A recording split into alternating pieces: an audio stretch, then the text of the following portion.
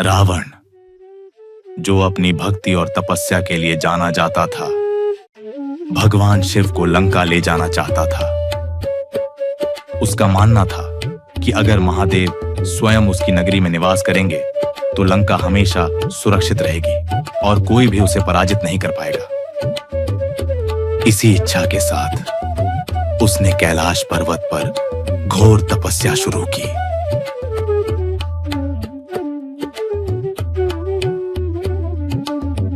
उसने सालों तक तपस्या की, लेकिन जब भगवान शिव प्रकट नहीं हुए तो उसने एक एक करके अपने सिर काटकर शिवलिंग पर चढ़ाने का निर्णय लिया। जैसे ही उसने 10वां सिर काटने का प्रयास किया, भगवान शिव उसकी भक्ति से अत्यंत प्रसन्न होकर प्रकट हुए। भगवान शिव ने रावण को रोककर उससे वरदान मांगने को कहा। रावण ने विनम्रता से कहा, हे महादेव, आप मेरे साथ मेरी नगरी लंका चले और वहां मेरे निवास करें। भगवान शिव ने उसकी भक्ति का सम्मान करते हुए उसे एक दिव्य ज्योतिर्लिंग प्रदान किया, लेकिन उन्होंने एक कठोर शर्त रखी।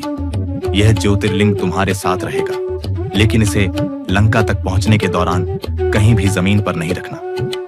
अगर तुमने इसे एक पल के लिए भी जमीन पर रखा तो यह वहीं स्थापित हो जाएगा और फिर इसे कोई उठा नहीं पाएगा। रावण ने खुशी खुशी यह शर्त मान ली और ज्योतिर्लिंग को लेकर लंका की ओर चल पड़ा।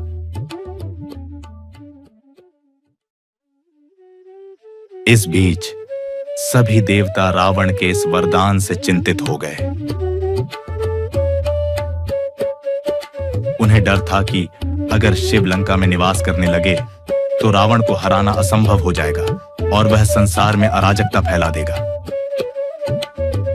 देवताओं ने इस समस्या का समाधान निकालने के लिए भगवान विष्णु से प्रार्थना की। भगवान विष्णु ने एक युक्ति निकाली। उन्होंने वरुण देव को रावण के पेट में प्रवेश करने का आदेश दिया। लंका के रास्ते में रावण को जोरों से लघु शंका लगी।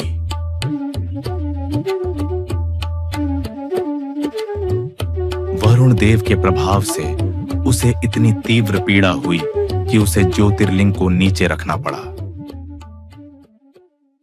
उसने आसपास देखा और उसे एक ग्वाला चरवाहा दिखाई दिया, जो वास्तव में भगवान विष्णु का ही रूप था।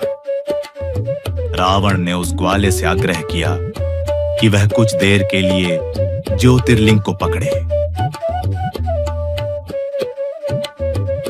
ग्वाले ने कहा कि वह सिर्फ थोड़ी देर ही इसे पकड़ पाएगा।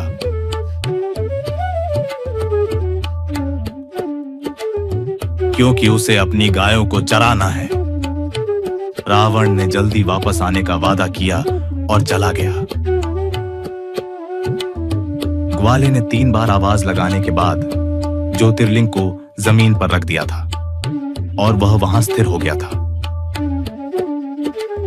जब रावण वापस लौटा तब तक बहुत देर हो चुकी थी।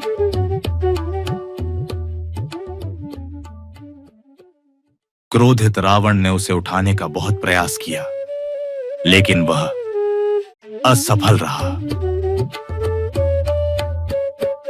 उसने क्रोध में आकर उस पर प्रहार किया, जिसके निशान आज भी शिवलिंग पर देखे जा सकते हैं।